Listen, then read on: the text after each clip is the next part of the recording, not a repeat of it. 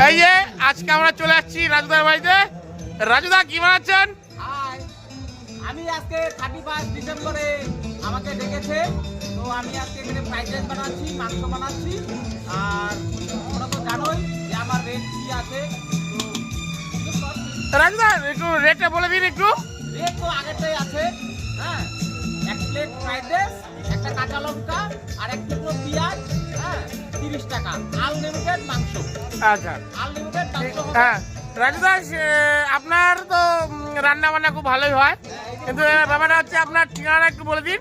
ঠিকানা হয়েছে শিয়ালদা স্টেশন, হ্যাঁ হাওড়ার পাশে।